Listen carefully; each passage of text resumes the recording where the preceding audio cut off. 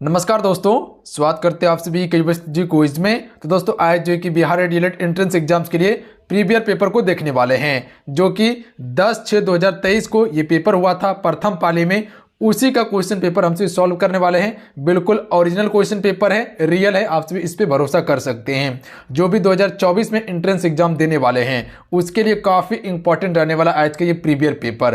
तो चलिए शुरू करते हैं आज की क्लासेस को। फ्रेंड आज की क्लास को लाइक करके शेयर कर दीजिएगा। इसका पीडीएफ आप सभी टेलीग्राम से जाकर डाउनलोड कर सकते हैं। इतना सा काम जरूर कीजिएगा फ्रेंड, क्लास को लाइक जरूर कर दीजिएगा। आपका एक लाइक मोटिवेट कराता है। और जो चैनल पर पहली बार आए, चैनल को सब्सक्राइब करने के बाद घंटे को प्रेस कर लीजिएगा, ताकि बिहार डीएलएड से संबंधित जो भी वीडियो आए उसका नोटिफिकेशन सबसे पहले प्राप्त हो सके। तो चलिए शुरू करते हैं। आइए सबसे पहले हम सिर्फ विज्ञान सेक्शन से प्रश्न देखते हैं। विज्ञान सेक्शन से क्या क्वेश्चन पूछा गया है। देखिए क्वेश्चन जो पूछा गया था आपसे भी से कि लाइम जल है, इसका रासायनिक सूत्र के बारे में पूछा गया है। तो इसका करेक्ट आंसर ऑप्शन में सी हो जाएंगे, CaOH2 इसका बिल्कुल करेक्ट आंसर हो जाएगा। लाइम जल को हम सभी क्या कहते हैं, चूने का पानी भी कहते हैं। इसका रासायनिक नाम क्या है, कैल्शियम हाइड्रोक्साइड इसका रासायनिक नाम होता है। तो इसका रासायनिक नाम को याद रखिएगा, कैल्शियम हाइड्रोक्साइड। हो सकता है इससे संबंधित आगे प्रश्न पूछा जा सकता है। अगला क्वेश्चन देख लीजिएगा। क्वेश्चन है कि कौन सा रंग जिसका खतरे के सिग्नल में उपयोग किया जाता है। तो देखिए खतरे के सिग्नल में हम सभी लाल रंग का उपयोग करते हैं, यानी कि ऑप्शन में भी बिल्कुल करेक्ट आंसर हो जाएगा। देखिए आप सभी लास्ट में अपना स्कोर भी जरूर बताइएगा, क्योंकि सारा चीज हम सभी सोल्यूशन करने वाले हैं बिल्कुल। और जो एक्स्ट्रा फैक्ट बन सकता है वो फैक्ट भी आपको कवर कराते चलेंगे, ताकि एक्स्ट्रा चीज आपका कवर होते चल जाए। तो याद रखिएगा सबसे अधिक जो है कि हमसे प्रयोग करते हैं खतरे में सिग्नल का, वो लाल रंग का करते हैं। लाल रंग का प्रयोग क्यों करते हैं, क्योंकि इसका तरंगदैर्घ्य जो होता है वो अधिक होता है और कम विक्षेपित होता है ये, इसी कारण से हम सभी लाल रंग का प्रयोग करते हैं। अगला क्वेश्चन देख लीजिएगा। क्वेश्चन है कि निम्नलिखित में से कौन मानव का उद्भव स्थान है। तो देखिए मानव का जो उद्भव हुआ है, यानी कि उत्पत्ति हुआ है, वो कहां से हुआ है, तो अफ्रीका से माना जाता है। ऑप्शन में सी राइट आंसर हो जाएगा। उसके बाद हर कोना में जो है कि मानव छिड़ आया था। अगला क्वेश्चन देख लीजिए। क्वेश्चन है कि पृथ्वी के वायुमंडल में कार्बन गैस का प्रतिशत कितना है। तो देखिए पृथ्वी के वायुमंडल में कार्बन गैस का जो प्रतिशत है वो लमसम आपका 0.003% है। वहीं पर अगर नाइट्रोजन की बात किया जाए वायुमंडल में कितना है, तो लमसम 78% से बेसी है, ध्यान रखिएगा। ऑक्सीजन 21% पाया जाता है। तो ये याद रखिएगा, ऑक्सीजन 21%, 78% लमसम जो है कि आपका नाइट्रोजन है।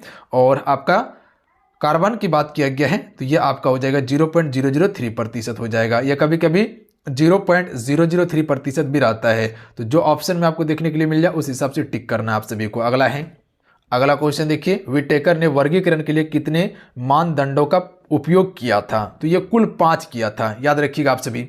कब किया था जी, 1969 में किया था। ये डेट को याद रखिएगा। और वो 5 मानदंड क्या क्या है, तो ध्यान रखिएगा, मोनेरा हो जाएगा, प्रोटिस्टा हो जाएगा, फंजाई हो जाएगा, प्लांटी हो जाएगा और एनिमेलिया हो जाएगा। तो ये कुल 5 था। अगला है सभी कशेरुकियों की एक समान विशेषता है। क्या एक समान विशेषता है इसमें, तो यहां पर ध्यान दीजिएगा, सभी कशेरुकियों का एक समान विशेषता सिर होता है, जिसे हम सभी क्या कहते हैं, बिल्कुल खोपड़ी कहते हैं। तो ये एक समान विशेषता है। अगला क्वेश्चन देखिए। पत्ती के किनारे के साथ पानी का बूंद के रूप में निकलना क्या कहलाता है। कभी आप बरसात के सीजन में देखे हैं या आप ठंडी के सीजन में देखिएगा, तो वो पत्ती पर जब पानी जमता है तो लास्ट में देखिएगा उसका एक कोना में जमा होता है, बूंद बूंद करके टपकता है, उसे हम सभी क्या कहते हैं। बहुत बढ़िया,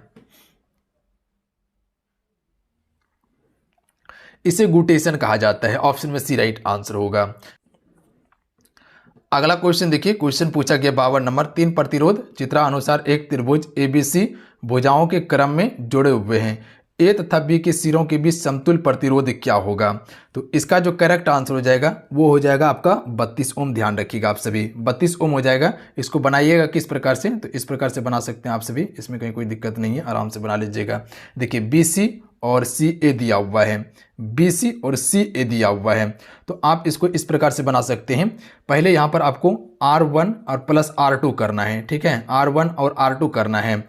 तो R1 R2 करना है किसके लिए, ACB के लिए। A हो गया, C हो गया और B के लिए, ACB के लिए, ACB के लिए करना है। तो यहाँ पर 60 दिया हुआ है, अब प्लस हो जाएगा 100, कुल कितना हो जाएगा आपका 160 हो जाएगा, ठीक है। हालांकि बनाने में नहीं बन रहा है, फिर भी कोशिश कर रहे हैं। 160 हो जाएगा। और उसके बाद जो है कि ए बी कितना दिया हुआ है, 40 दिया हुआ है। तो आपको इस प्रकार से बनाना था 160 गुना उसके बाद 40 हो जाएगा और बटा यहाँ पर हो जाएगा 160 प्लस 40। इस प्रकार से इसको सोल्यूशन कर सकते थे। तो यहाँ पर अगर जोड़िएगा तो नीचे जोड़िएगा तो कितना हो जाएगा, नीचे हो जाएगा 200। तो 160 गुना 40 अब बटा यहाँ पर हो जाएगा 200, 200 हो जाएगा यहाँ पे। और इसको अगर कटाइएगा तो 40 पंचे क्या हो जाएगा, 40 पंचे हो जाएगा 200, 5 बार में कट जाएगा। उसके बाद देखिए 5 तिया 15 हो जाएगा, 1 बचेगा 10 आ जाएगा, 5 दूनी 10 हो जाएगा। तो 32 यहाँ करेक्ट आंसर होगा, 32 ओम इसका करेक्ट आंसर हो जाएगा बी नंबर। अगला क्वेश्चन देखिए, क्वेश्चन में 54 है, रिक्तिका को घेरने वाली झिल्ली क्या कहलाती है? तो इसे हम सभी टोनोप्लास्ट कहते हैं। ऑप्शन में ए राइट आंसर हो जाएगा। ध्यान रखिएगा, आप सभी रिक्तिका कह लीजिए या राजधानी कह लीजिए या वैक्यूल कह लीजिए, एक ही चीज़ है। ध्यान रखिएगा, टोनोप्लास्ट कहा जाता है। अच्छा, यहाँ से एक क्वेश्चन आपसे याद रखिएगा, जंतु कोशिका में रिक्तिका क्या करता है? जल संतुलन का कार्य करता है। अगला क्वेश्चन देख लीजिए, क्वेश्चन नंबर है 55। कुडनकुलम नाभिकीय ऊर्जा केंद्र भारत के किस राज्य में स्थित है? तो ये आपका तमिलनाडु राज्य में है, जो कि एक नाभिकीय ऊर्जा संयंत्र है। इसका कुल क्षमता देखिएगा तो वो 6000 मेगावाट बिजली उत्पादन करने का क्षमता है कुडनकुलम में। अच्छा, नरोरा कहाँ पे पता है आप सभी को? उत्तर प्रदेश में है नरोरा, याद रखिएगा आप सभी। अगला क्वेश्चन देखिए, MACS 1407 जो कि एक अधिक उपज देने वाले कीट मुक्त प्रजाति है। तो ये प्रजाति जो है सोयाबीन का है, ध्यान रखिएगा। देखिए सबसे अधिक सोयाबीन का उत्पादन जो भारत में करता है वो मध्य प्रदेश करता है, इसीलिए हम सभी सोया हुआ प्रदेश कहते हैं मध्य प्रदेश को। इसमें सबसे अधिक जो है कि आपका प्रोटीन रहता है। अगला क्वेश्चन देख लीजिएगा, क्वेश्चन नंबर 57 है, सोनार एक ऐसी युक्ति है जिसमें हम सभी उपयोग करते हैं क्या चीज का? सोनार को उपयोग पता है क्या चीज के लिए करते हैं? बिल्कुल, समुद्र में किसी भी वस्तु का पता लगाने के लिए करते हैं। अगर कोई भी वस्तु डूब गया है तो हम सभी उसका पता लगाने के लिए सोनार का उपयोग करते हैं। तो ये आपका पराध्वनि या पराश्रव ध्वनि भी कह सकते हैं या पराश्रव तरंग कह सकते हैं, इसी का उपयोग किया जाता है। इसका आवृत्ति देखिएगा तो 20,000 हर्ट्ज से अधिक होता है। वहीं पर अपश्रव तरंगों की बात किया जाए तो ये होता है 20 हर्ट्ज से कम होता है और श्रव तरंगों की आवृत्ति 20 से लेकर 20,000 हर्ट्ज तक होता है। देखिए आप सबको बताना चाहते हैं, बिहार डीएलएड प्रवेश परीक्षा 2024 के लिए जो है कि कोर्सेज लॉन्च कर दिया गया है, जो मिनिमम फी में कंप्लीट आप सभी को तैयारी करवाया जा रहा है, जहां पे आपको संपूर्ण तैयारी करवाया जाएगा। टॉपिक वाइज क्लासेस आपको मिलने वाला है, बिल्कुल थ्योरी क्लास आपको मिलने वाला है, प्लस में आपको नोट्स मिलेगा, ऑनलाइन टेस्ट भी दिया जाएगा और हर सब्जेक्ट का ई बुक आपको मिलने वाला है। जिस प्रकार से आपका सीबीटी होता है, ऑनलाइन टेस्ट होता है, उसी पैटर्न पर आप सभी को इसी में टेस्ट भी प्रोवाइड किया जाएगा ताकि आप अपना स्कोर चेक कर पाइएगा। तो बिल्कुल जाइए, तैयारी कीजिए। अगर एक सीट पक्का करना चाहते हैं 2024 में सरकारी कॉलेज में और डीएलएड का सपना है करने का, टीचर बनने का, तो जाइए आप सभी अभी से तैयारी करना शुरू कर दीजिए, क्योंकि अगर अभी से तैयारी कीजिएगा तो आने वाला समय में आपका परफेक्ट तैयारी हो जाएगा और आप एक बार में रिजल्ट बना लीजिएगा। तो जाइए आप सभी ज्वाइन कीजिए। आप सभी ज्वाइन कैसे करना है, एप्लीकेशन का लिंक डिस्क्रिप्शन में प्रोवाइड कर दिए, वहां पे जाके डायरेक्ट आप सभी एप्लीकेशन को डाउनलोड कर लीजिएगा। उसके बाद आपको रजिस्ट्रेशन करके क्या करना है, डायरेक्ट कोर्सेज को बाय कर लेना है। तो जाइए ज्वाइन कीजिए, अभी ऑफर चल रहा है, ऑफर मिनिमम समय के लिए रहने वाला है, तो जाइए इस ऑफर का लाभ लीजिए आप सभी। अगला है जेल मिश्रण है। तो जेल मिश्रण जो है ये किसका उदाहरण है? द्रव और ठोस का उदाहरण है। ऑप्शन में सी बिल्कुल करेक्ट आंसर होगा। अगला क्वेश्चन देखिए, टंगस्टन कितने डिग्री ताप पर पिघल जाता है? तो देखिए टंगस्टन जो पिघलता है वो 3422 डिग्री सेल्सियस के ताप पर पिघल जाता है। तो ऑप्शन नंबर डी इसका बिल्कुल करेक्ट आंसर होगा। अगला क्वेश्चन देखिए, क्वेश्चन जो है कि ये आपको बनाना था। क्वेश्चन देखिए क्या कहना चाह रहा है कि एक बालक अपने घर से पूर्व दिशा में 100 मीटर की दूरी 50 सेकेंड में तय कर अपनी दिशा बदल लेता है, पुनः 100 मीटर की दूरी 50 सेकंड में तय कर वापस लौट जाता है, तो बालक का औसत वेग क्या होगा? सबसे पहले औसत वेग बराबर क्या होता है पता है? विस्थापन बटा समय होता है। औसत वेग बराबर विस्थापन बटा समय होता है, ये फिजिक्स का क्वेश्चन है। तो देखिए यहाँ क्या कहा गया, एक बालक अपने घर से पूर्व दिशा में 100 किलोमीटर चलता है 50 सेकेंड में, तो 100 किलोमीटर इसको चला लिए पूर्व दिशा में, ठीक है। उसके बाद क्या बोला गया है, फिर अपनी दिशा पुनः बदल कर 100 मीटर की दूरी 50 सेकंड में वापस लौट जाता है। यानी कि यहाँ पर आया था 100 मीटर चल के, पुनः वापस लौट गया है 100 किलोमीटर, यानी कि जहाँ से वो शुरू किया था फिर वहीं आकर खत्म हो गया। यानी कि विस्थापन क्या हो गया पता है? 0 हो गया विस्थापन। यहाँ से आप मुंबई गए और मुंबई से फिर आके यहीं पर आ गए तो वो विस्थापन आपका जीरो हो जाएगा, ध्यान रखिएगा। पर समय जीरो नहीं होता है। अगर 2 घंटा समय लगाए जाने में और 2 घंटा आने में लगाए तो यानी 4 घंटा समय लगाए पर आपका विस्थापन जीरो हो गया है। तो विस्थापन क्या हो जाएगा, जीरो। देखिए 100 गया और फिर 100 वापस आ गया तो ये पर तो जीरो हो गया, माइनस हो जाएगा, जीरो हो जाएगा। और उसके बाद समय कितना लग गया आपका, 50 सेकंड यहाँ, 50 सेकंड यहाँ, यानी कि कुल 100 सेकंड का समय लग गया आपको। तो यहाँ पर क्या हो जाएगा, बिल्कुल बेग बराबर जीरो हो जाएगा। ऊपर में जीरो है और नीचे में 100 है तो ये जीरो ही मान आएगा। तो इसका करेक्ट आंसर ऑप्शन में डी हो जाएगा, 0 मीटर प्रति सेकंड हो जाएगा। चलो उसका अगला है, इनमें से कौन सबसे सक्रिय धातु है। तो देखिए सक्रिय धातु जो सबसे होता है अधिक वो होता है पोटासियम का, ध्यान रखिएगा आप सभी। सबसे सक्रिय पोटासियम है, पर ऑप्शन के हिसाब से बी को टिक कर सकते थे, लोहा का। अगला है, एथेनोइक अम्ल का जलीय विलयन कहलाता है। तो इसे हम सभी सिरका कहते हैं, ऑप्शन में डी करेक्ट आंसर होगा। अगला क्वेश्चन देख लीजिएगा, क्वेश्चन नंबर 63 है कि वाष्पीकरण की प्रक्रिया के कारण वस्तुएं क्या होती हैं। तो वाष्पीकरण की प्रतिक्रिया के कारण वस्तुएं जो है कि फ्रेंड ठंडी हो जाती है। तो ऑप्शन नंबर क्या हो जाएगा, डी करेक्ट आंसर हो जाएगा, याद रखिएगा आप सभी। अगला क्वेश्चन देखिए, m और 4m द्रव्यमान की 2 वस्तुएं समान गति ऊर्जा से चाल्यमान हो तो इनके वेग का अनुपात क्या हो जाएगा। तो इसका करेक्ट आंसर हो जाएगा 2:1 होगा। अगला क्वेश्चन देखिए, क्वेश्चन पूछा गया था कि जियोट्रोपिज्म पौधे का किसके प्रति जो है प्रतिक्रिया है। तो ये गुरुत्वाकर्षण बल के प्रति प्रतिक्रिया है, ऑप्शन में डी बिल्कुल करेक्ट आंसर हो जाएगा। चलिए आप सभी से क्वेश्चन है, आपको ये बताना है कि गुरुत्वाकर्षण बल का नियम किसने दिया था। अब हम सभी समान अध्ययन का क्वेश्चन देखते हैं। क्वेश्चन है कि भूमि जो एक या एक से कम कृषि वर्ष के लिए खेती के बिना छोड़ी जाती है उसे डैश रूप में जाना जाता है। तो इसे हम सभी किस रूप में जानते हैं, वर्तमान प्रति के रूप में जानते हैं। ऑप्शन नंबर क्या हो जाएगा, सी, वर्तमान प्रति के रूप में इसे हम सभी जानते हैं। तो ऑप्शन में से बिल्कुल करेक्ट आंसर हो जाएगा। अगला क्वेश्चन देख लीजिएगा, राष्ट्र संघ किस संधि के द्वारा बनाया गया था। तो देखिए प्रथम विश्व युद्ध की समाप्ति 1918 में हुआ था और उसके बाद जो है कि वर्साई की संधि के द्वारा जो है कि 1920 में ही राष्ट्र संघ बनाया गया था। तो ऑप्शन में सी राइट आंसर हो जाएगा। 1918 में प्रथम विश्व युद्ध की समाप्ति हुआ, 1920 में वर्साई की संधि से राष्ट्र संघ को बनाया गया था। अगला क्वेश्चन देख लीजिएगा, अलूरी सीताराम राजू कौन थे। फ्रेंड जितने भी जुड़े हुए हैं आपसे क्लासेस को जरूर लाइक कर दीजिएगा, आपका एक लाइक हमें मोटिवेट कराते हैं। तो क्लास को लाइक करके आप सभी अपने दोस्तों में शेयर इसे जरूर कीजिएगा। देखिए तैयारी आप सभी को यहाँ कंप्लीट करवाया जाएगा ऑल सब्जेक्ट का, इसीलिए कहीं भटकना नहीं है, तैयारी कीजिए आप सभी, हर चीज़ आपको दिया जाएगा यहाँ पे, बिल्कुल टेंशन फ्री होके आपसे तैयारी कीजिए। चैनल को सब्सक्राइब करके घंटे को प्रेस कर लीजिएगा। जो सिलेबस है, जो क्वेश्चन पूछने का पैटर्न है, उसी पैटर्न पर आप सभी को तैयारी करवाने वाले हैं ताकि आपका परफेक्ट तैयारी हो जाए। और आपसे टेलीग्राम ग्रुप को ज्वाइन करके व्हाट्सएप ग्रुप ज्वाइन कर लीजिएगा, लिंक डिस्क्रिप्शन में दिया हुआ है। अलूरी सीताराम राजू कौन थे।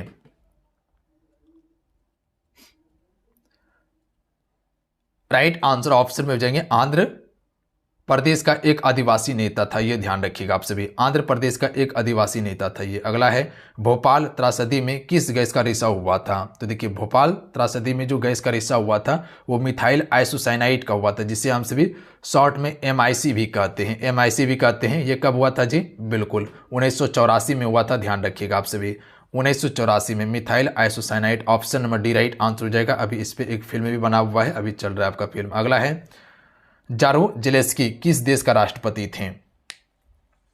तो ये पोलैंड देश का राष्ट्रपति थे Jaruzelski. Option number D right answer हो जाएगा। इसका कार्यकाल जो था वो आपका 1989 से लेके 1990 तक था, ध्यान रखिएगा आप सभी। अगला है, क्वेश्चन नंबर 71 है। क्वेश्चन है कि निम्नलिखित में से कौन एक खाद्य फसल नहीं है। तो देखिए खाद्य फसल की यहाँ पर बात किया गया है, तो गेहूं खाद्य फसल है, चावल भी खाद्य फसल है और मक्का भी खाद्य फसल है। जबकि कपास जो है ये खाद्य फसल नहीं बल्कि ये एक रेशेदार फसल है। क्या है जी, रेशेदार फसल है। कपास सबसे अधिक जो होता है वो काली मिट्टी में उपजाऊ होता है, जैसे गेहूं हो गया, धान हो गया, ये जलोढ़ मिट्टी में सबसे अधिक उपजाऊ होता है इसका। सर्वाधिक कम जनसंख्या जो है ये किस राज्य में है। देखिए सबसे अधिक कम जनसंख्या जो है वो आपका सिक्किम राज्य में है, ध्यान रखिएगा आप सभी। सबसे अधिक जनसंख्या की बात किया जाए तो वो यूपी यानी उत्तर प्रदेश में है। सबसे अधिक जनसंख्या घनत्व की बात किया जाए तो वो अपना बिहार राज्य में है। सबसे कम जनसंख्या घनत्व की बात किया जाए तो वो आपका अरुणाचल प्रदेश में है। इतना सा फैक्ट याद रखिएगा। देखिए सबसे ज्यादा क्षेत्रफल किस राज्य का है, तो राजस्थान का है। और सबसे कम क्षेत्रफल किस राज्य का है, भारत में गोवा का है। भारत में ईस्ट इंडियन कंपनी की स्थापना कब की गई थी। तो देखिए भारत में ईस्ट इंडियन कंपनी की स्थापना जो हुआ था वो 1600 ईस्वी में हुआ था। ऑप्शन में सी राइट आंसर हो जाएगा। क्लियर है। एक क्वेश्चन पूछा जाता है कि पहला यूरोपवासी कौन था जिसने भारत और यूरोप के बीच समुद्री मार्गों की खोज की थी, तो वो वास्को डिगामा ने किया था, जो पुर्तगाल का रहने वाला था 1498 में। ध्यान रखिएगा इस डेट को। अगला क्वेश्चन देखिए, G77 की स्थापना कब की गई? तो इसकी स्थापना जो हुआ था फ्रेंड 1964 में हुआ था। 77 विकासशील देश के द्वारा किया गया था 1964 में। अगला क्वेश्चन देख लीजिएगा, क्वेश्चन नंबर 75 है। क्वेश्चन है कि गंडक नदी को नेपाल में किस नाम से जाना जाता है? तो देखिए गंडक नदी को हम सभी नेपाल में नारायणी नदी के नाम से जानते हैं। Option number D right answer हो जाएगा। ये सभी जो हैं ये आपसे लमसम बिहार से संबंधित क्वेश्चन पूछा गया है। ये ध्यान देना है कि बिहार से संबंधित कितना क्वेश्चन पूछा जा रहा है। 2011 जनगणना के अनुसार बिहार में प्रति वर्ग किलोमीटर जनसंख्या घनत्व कितना है? तो अभी आपको बताएं कि सबसे अधिक जनसंख्या घनत्व बिहार का है और यहाँ पर 1106 व्यक्ति प्रति वर्ग किलोमीटर में रह रहा है, जो कि सबसे अधिक जनसंख्या घनत्व है। जैसे कि ये 1 किलोमीटर स्क्वायर का क्षेत्र है, इसमें 1106 व्यक्ति रहता है। अगला क्वेश्चन देख लीजिएगा, निम्नलिखित में से भारत के लिए कौन सा कथन सही है? तो यहां पर क्या बताना है? भारत के लिए एक सत्य कथन बताना है। तो ऑप्शन नंबर सी इसका करेक्ट आंसर हो जाएगा। यहां धर्म निरपेक्षता का सिद्धांत है, यानी कि भारत में क्या है? धर्म निरपेक्षता का सिद्धांत है। ये बिल्कुल करेक्ट है। अगला है, सर्वोच्च न्यायालय में न्यायाधीशों की कुल स्वीकृति संख्या कितना है? तो अभी वर्तमान में देखिएगा तो ये आपका 34 है। ध्यान रखिएगा आप सभी। ऑप्शन में ए राइट आंसर होगा। अगला है, राणा प्रताप सागर बांध अवस्थित है कहां पे? राजस्थान राज्य में स्थित है। Option number D right answer हो जाएगा।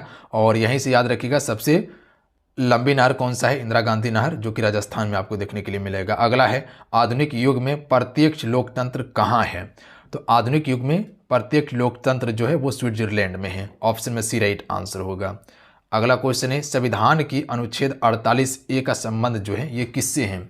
तो संविधान का अनुच्छेद 48A जो है ये आपको बताता है वन्य जीवों तथा प्राकृतिक संसाधनों का संरक्षण करना, यानी कि ऑप्शन नंबर डी की तरफ हम सभी यहाँ पर जा सकते हैं कि वन्य जीव हो गया और प्राकृतिक संसाधन जो है उसका संरक्षण करना ही आपको बताता है अनुच्छेद 48A।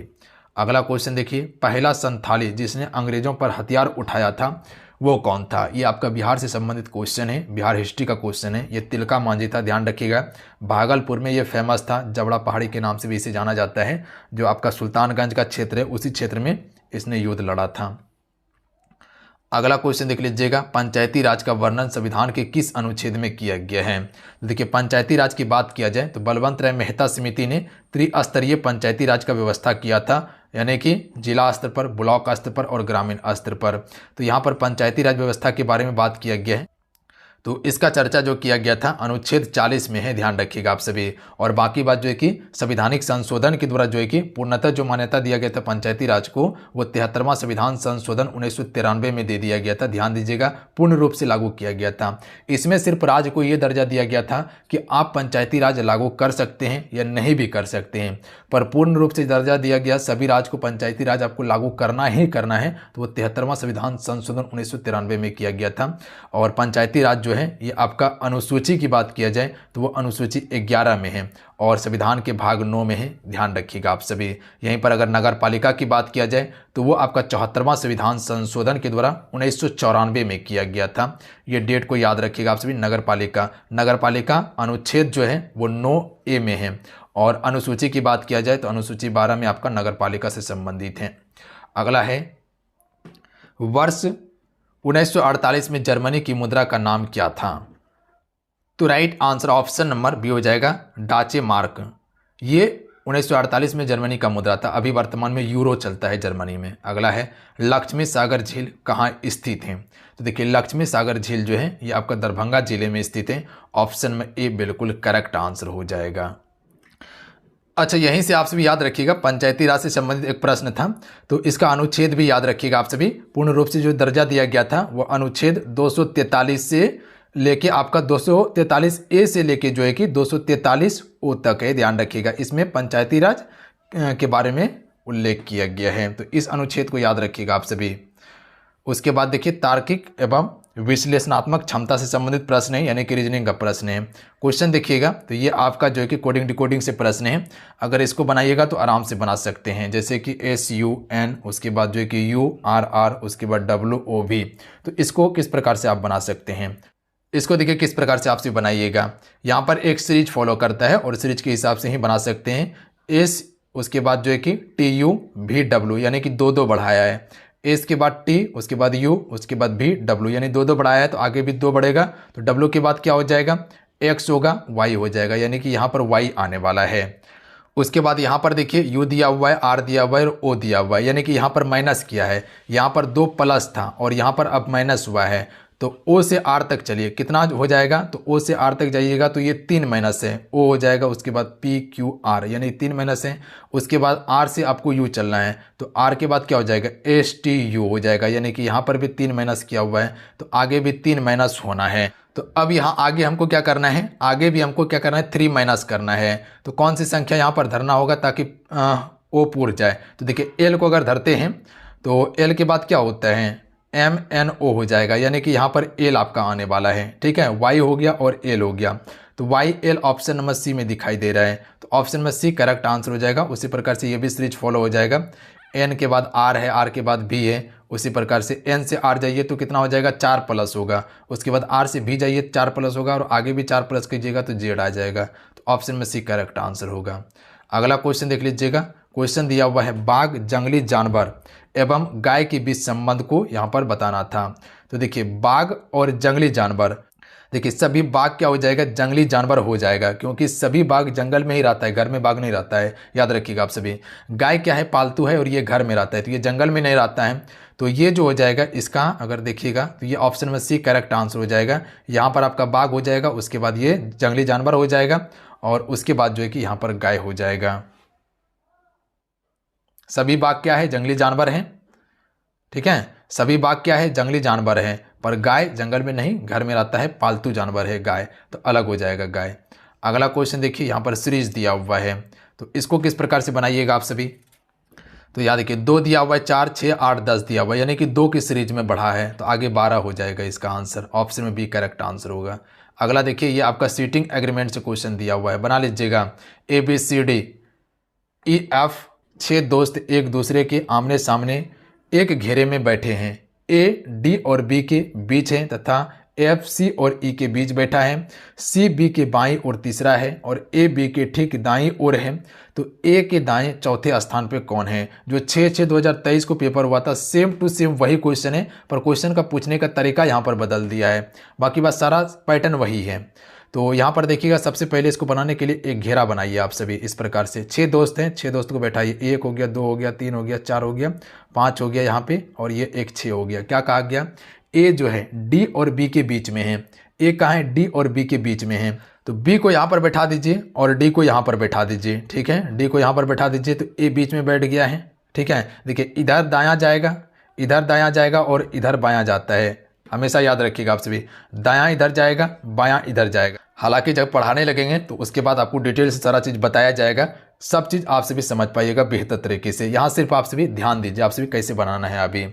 तो यहाँ पर हो गया कि डी और बी के बीच में ए बैठ गया है। उसके बाद क्या कहा गया है, ए जो है सी और ई के बीच में है, इसको छोड़ दीजिए। यहाँ पर आगे आके देखिए सी बी के बाईं और तीसरे स्थान पे। क्या कहा गया, सी जो है बी के बाईं और तीसरे स्थान पे। बायां किधर जाएगा, बायां इधर घूमेगा, बायां इस साइड घूमेगा।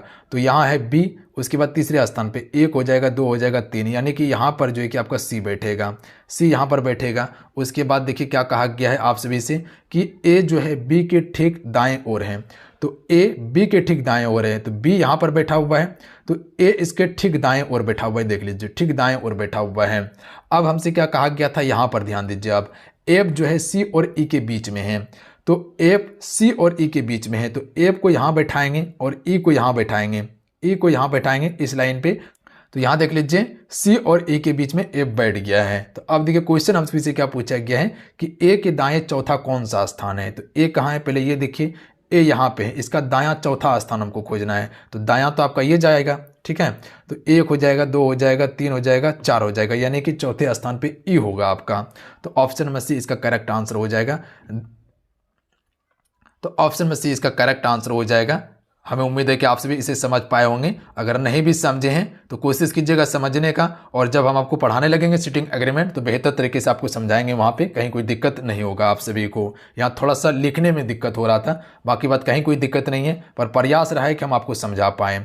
उसके बाद देखिए शब्द में दिया हुआ है FATHER में कौन सा अक्षर उसी स्थान पर है जिस पर वह वर्णमाला है। देखिए इसको किस प्रकार से बनाइएगा, यहाँ वर्णमाला अक्षर की बात किया गया, तो वर्णमाला शुरू होता है A हो गया, B C D E F G इस प्रकार से होता है, और यहाँ पर दिया हुआ है ये अक्षर, तो इसको नीचे में रखिए FATHE, उसके बाद देखिए R हो गया। ठीक है, तो यहाँ से क्वेश्चन क्या कहा गया, अक्षर के उसी स्थान पे जिस पर वर्णमाला है, तो यहाँ पर देखिए E और E दोनों मेल खा रहा है, यहाँ पर उसी स्थान पे E और E 1 2 3 4 5 1 2 3 4 5 यानी कि पांचवा स्थान पे दोनों मेल खा रहा है।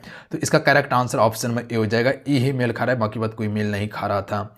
अगला क्वेश्चन देख लीजिएगा, क्वेश्चन में 91 है, दिए गए प्रश्न चिन्ह के स्थान पे कौन सा विकल्प आएगा, तो यहां पर कौन सा विकल्प आएगा पता है आप सभी को, बिल्कुल पता है आप सभी को।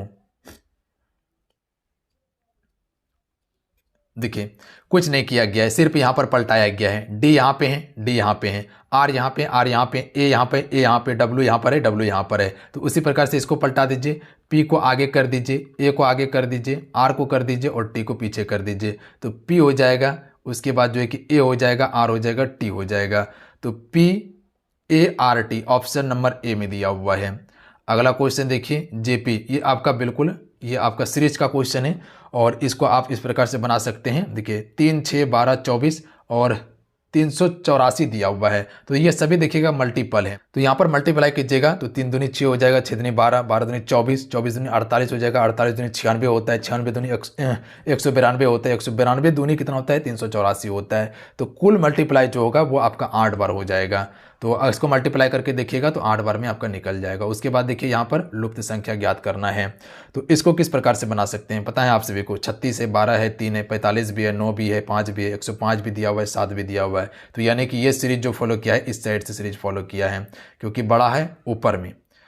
तो किस प्रकार से इसको बना सकते हैं, देखिए 12 ने 24 12 3 36, 12 से इसको भाग के देखिए 3 बार में ये भाग लग रहा है, 3 यहाँ पे दिया हुआ है। उसी प्रकार से 9 से 45 में भाग दीजिए, 9 5 45, 5 यहाँ पर दिया हुआ है, तो 7 को 105 में भाग दे के देखते कितना बार में लगेगा, तो 15 सत्ते कितना होता है 105 होता है, तो 15 बार में भाग लगेगा, तो इसका करेक्ट आंसर 15 होगा, याद रखिएगा ऑप्शन में बी करेक्ट आंसर होगा। उसके बाद देखिए त्रिभुज को गिनती करने के लिए दिया हुआ है, तो इस प्रकार का सवाल बनाने के लिए आपको क्या करना है पता है, बिल्कुल सिंपल सा सवाल है। त्रिभुज जो दिया हुआ है यहाँ से यहाँ तक एक लाइन दिया हुआ है, और उसके बाद ये एक लाइन अलग से है, ये दोनों ध्यान रखिएगा।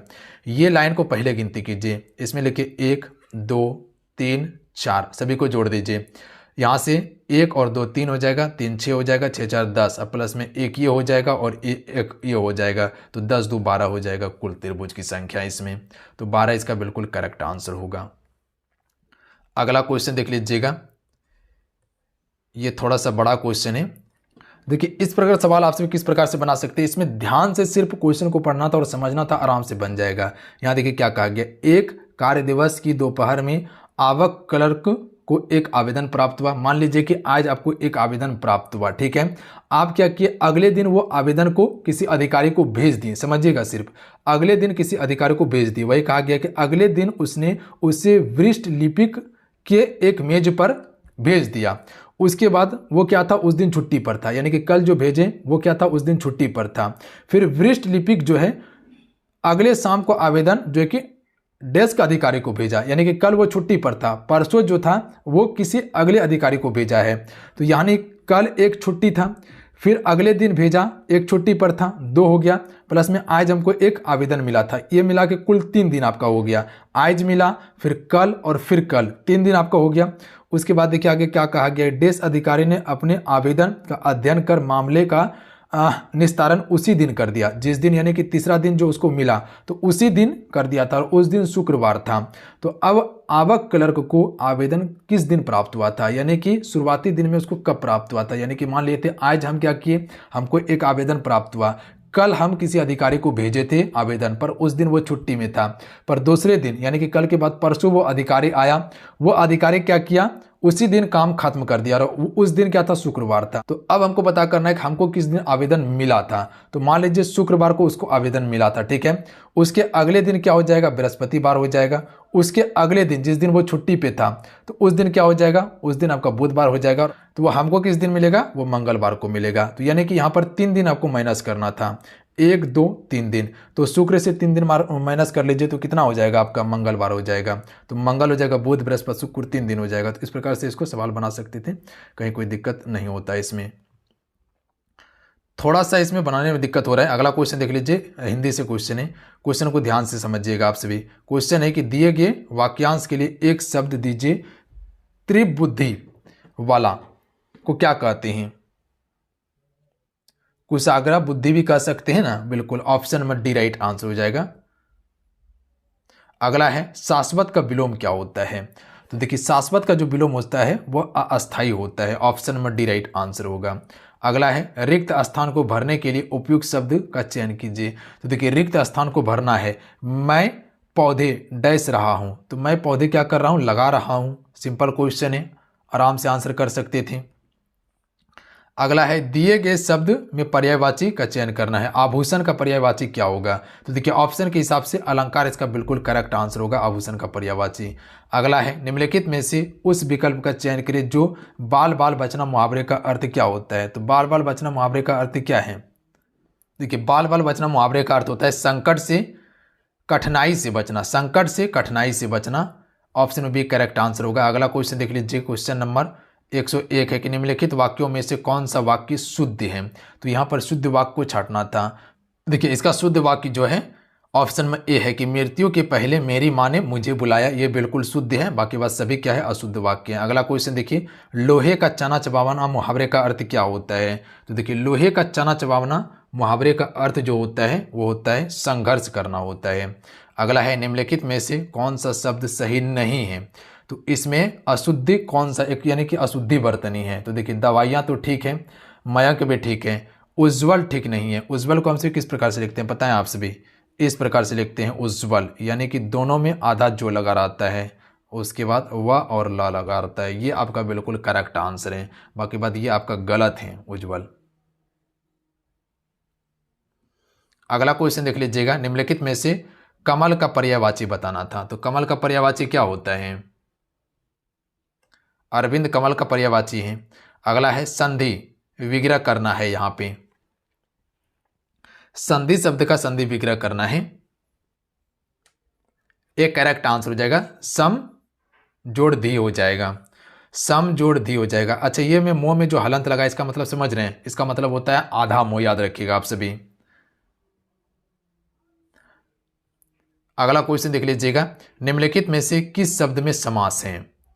इनमें से किस शब्द में समास है ये बताना है। तो देखिए राज अध्यक्ष में भी समास है, राजा रानी में भी समास है, और यथाशक्ति में भी समास है। ये सभी में समास है। ऑप्शन नंबर डी बिल्कुल करेक्ट आंसर हो जाएगा। यहाँ समझिएगा राज अध्यक्ष में जो है ये आपका तत्पुरुष समास है, राजा रानी में आपका द्वंद्व समास है, और यथाशक्ति में अव्ययी भाव समास है। ध्यान रखिएगा आप सभी। अगला है नदी शब्द का पुल्लिंग क्या होता है। तो देखिए नदी शब्द का जो पुल्लिंग होता है वो नद होता है। ऑप्शन में से करेक्ट आंसर रहेंगे। अगला क्वेश्चन देखिए, अहिर शब्द का स्त्रीलिंग रूप क्या है। तो देखिए अहिर शब्द का स्त्रीलिंग रूप, तो इसका करेक्ट आंसर ऑप्शन में भी हो जाएगा अहिरीन हो जाएगा, अहिरीन हो जाएगा। अगला है कर शब्द का कौन सा अर्थ नहीं है। देखिए कर शब्द का अर्थ नहीं है, इसमें यह बताना है।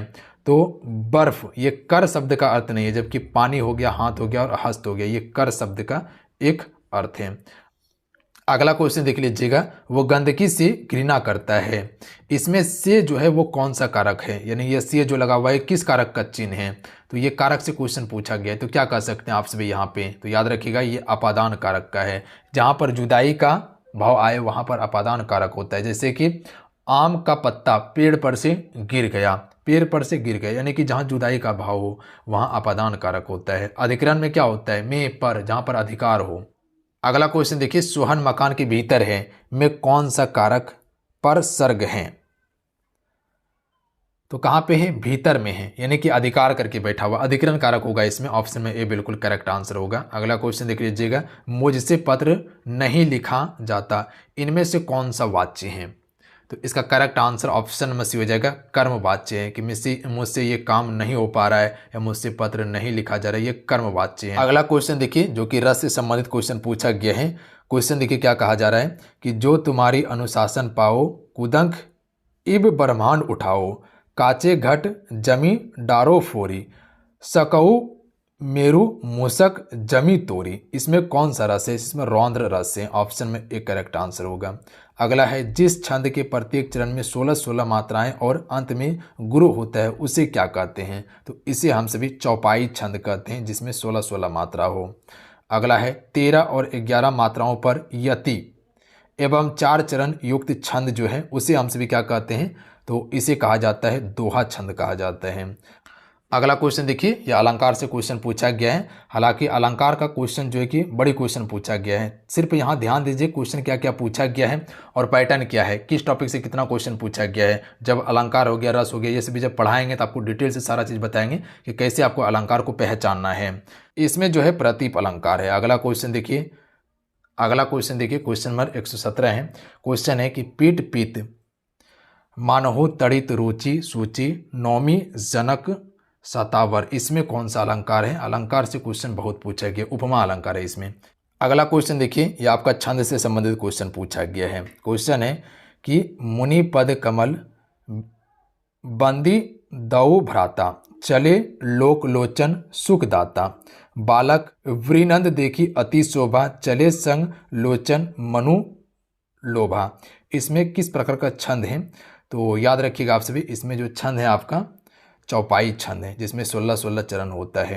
अगला क्वेश्चन देख लीजिएगा, जो जग हित पर प्राण निछावर हे कर पाता, जिसका तन है किसी लोक हित में लग जाता। उपयुक्त में से कौन सा छंद है? इसमें किस प्रकार का छंद है? तो इसमें रोला छंद है। अगला है गद्यांश, इसमें देख के पढ़ना था तो यहाँ डायरेक्ट चलाइए, उसके बाद यहाँ पर हाईलाइट कर दिए। क्वेश्चन दिया हुआ था कि गद्यांश में वर्णित प्रसिद्ध नदियाँ निम्न में से कौन सी है? तो यानी कि नदी के बारे में बात किया गया। तो यहाँ पर देखिएगा नदी के बारे में जो बताया गया है, गंगा, यमुना, नर्मदा, ताप्ती, कृष्णा, गोदावरी, ब्रह्मपुत्र आदि, ये सभी भारत की मैदानी भागों की नदी है।